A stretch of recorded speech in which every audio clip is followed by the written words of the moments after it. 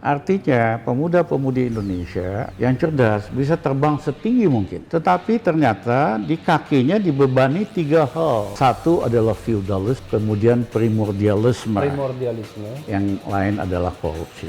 Jadi Dalai Lama bilang, coba deh kamu mencoba hidup dengan seekor nyamuk. Bisa tidur nggak kamu? Dia mengatakan itu, walaupun kamu orang biasa, orang kecil, tapi kalau kamu bikin ribet, berjuang, yang bersangkutan nggak bisa tidur. Nah bayangin 200 juta rakyat Indonesia ini berbuat sesuatu lah bagikan nyamuk gitu. Yang puasa bukan hanya kagak bisa tidur, tapi bentol-bentol. udah bukan bentol-bentol lagi, bisa benjut sama nyamuk gitu loh.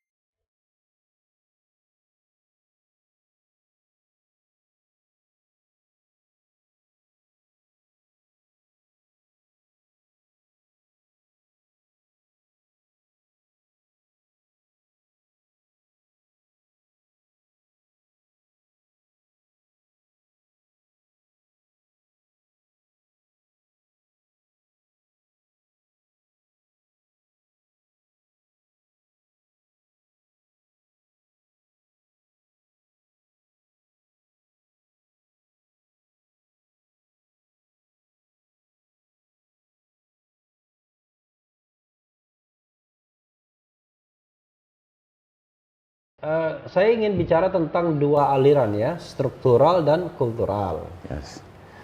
Secara struktural mungkin tidak demokratis ya, karena struktur-struktur yang dibuat tuh memang membuat dia tidak demokratis. Tapi bukankah secara kultural kita memang feodal? Artinya ketika dibuka ke internal demokrasi, misalnya ini mohon maaf nih ya, kepada Gerindra, kepada PDIP, kepada Nasdem, pasti kan ujung-ujungnya sebelum kompetisi terjadi, para anggota partai akan bilang, ya terserah aja ketua umum. Ya memang secara umum bangsa kita ini masih sangat feudal. Ya, di kantor saya Refli ada lukisan dari Yayak Jatmika.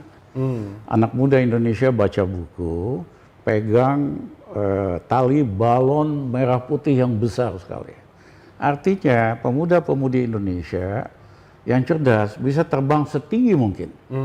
Tetapi ternyata di kakinya dibebani 3 hal. Satu adalah feudalisme, kemudian primordialisme, yang lain adalah korupsi. Ya kan? Dan kalau Anda tidak penganut ketiganya, Anda tidak bisa menjadi part of the state, part of the government sekarang. Itu yang merusak sistem kita. Ya, tugas kita harus potong beban yang membebani bangsa kita. Apa itu feudalisme? Ya, dan sebetulnya sejak Bung Karno, Hatta, mereka bukan orang-orang feudal.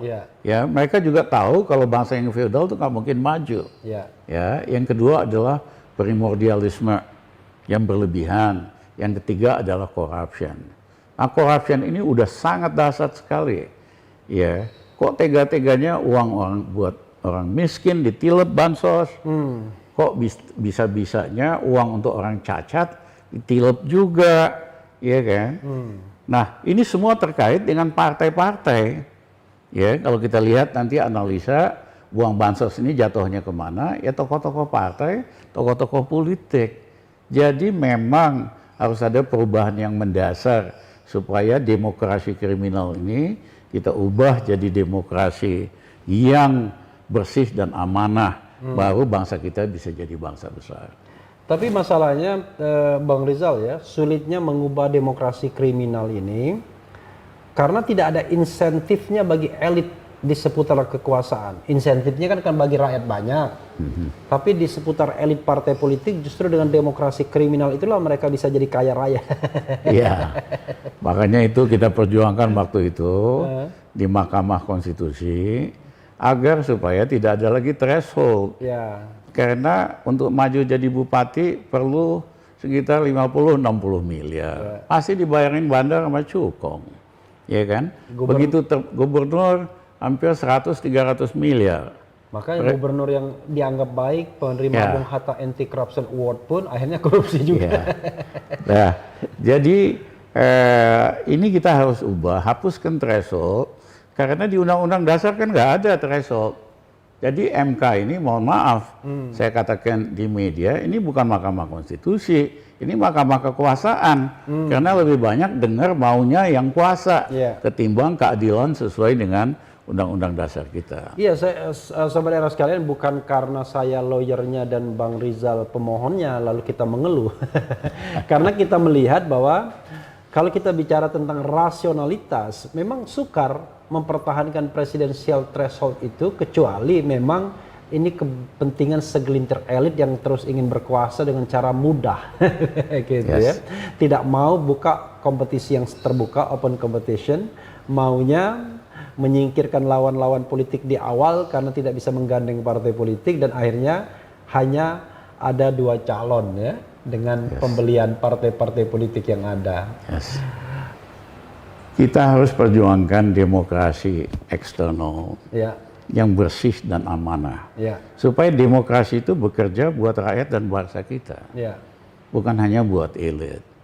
Nah, untuk itu harus terjadi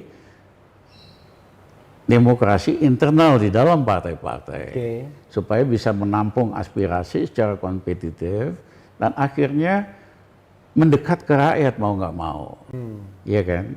Nah, memang ini pekerjaan besar dan banyak orang Indonesia putus asa. Wah, kita rakyat biasa, rakyat kecil nggak bisa ngapa-ngapain. Saya ingin mengutip omongan Dalai Lama. Coba deh. Untuk sobat era, Dalai Lama itu pemimpin Tibet. Tibet ya. Ini soalnya anak-anak muda ini yang nonton nih. Jadi Dalai Lama bilang, coba deh kamu mencoba hidup dengan seekor nyamuk. Ya, bisa tidur nggak kamu? Dia mengatakan itu, walaupun kamu orang biasa, orang kecil, tapi kalau kamu bikin ribet atau berjuang, yang bersangkutan nggak bisa tidur. Nah, bayangin 200 juta rakyat Indonesia ini berbuat sesuatu lah, bagikan nyamuk gitu. Yang puasa bukan hanya kagak bisa tidur, tapi bentol-bentol. Udah bukan bentol-bentol lagi, bisa benjut sama nyamuk gitu loh. Iya kan? Jadi jangan menganggap rakyat biasa nggak bisa apa-apa. Ya justru kalau 200 juta rakyat ini bagaikan nyamuk lah, bikin rame, bikin ribut, kebijakan yang nggak benar, demokrasi kriminal, akhirnya ya terjadi perubahan. Ya, tidak mungkin perubahan itu hanya oleh elit, tapi oleh rakyat biasa. Tapi rakyat biasa kita harus belajar, iya kan? Supaya harus lebih berani menyatakan keinginannya dan pendapatnya. Walaupun ada undang-undang ITE ya.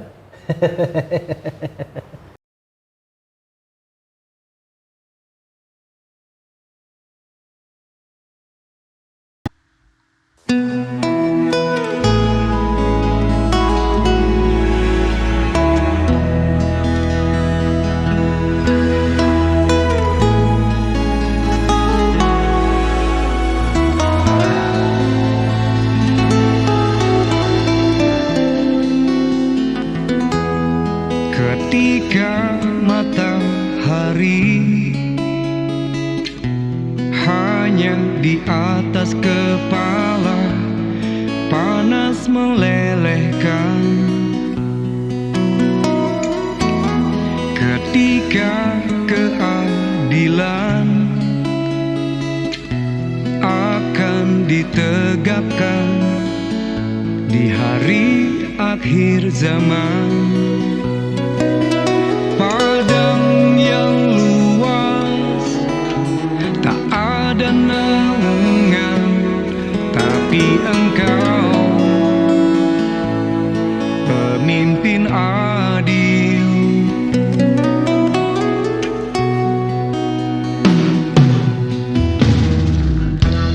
Setiap manusia adalah khalifah di muka bumi ini. Engkau khalifah dari khalifah,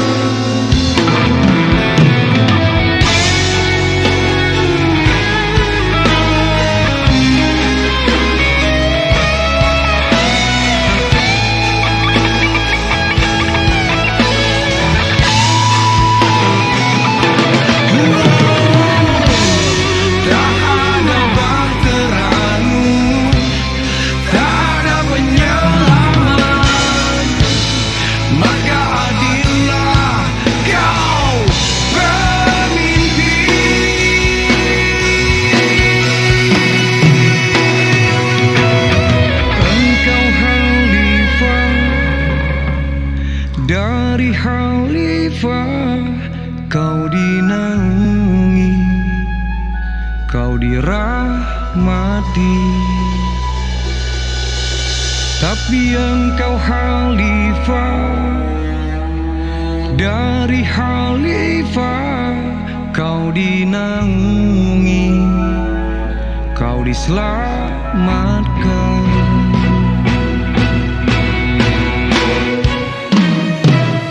Engkau bisa bawa mata air kebaikan bagi manusia.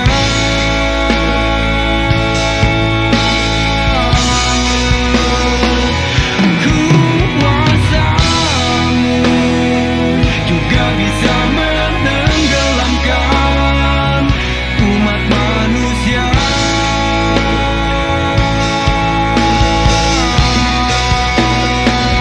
Engkau bisa bawa mata air kebaikan bagi manusia.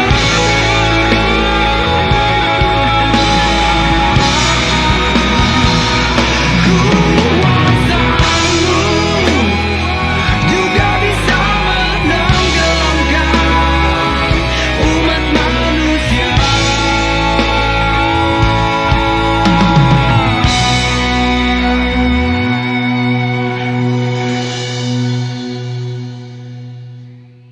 Tapi engkau khalifah, dari khalifah kau dinaungi, kau diselamatkan.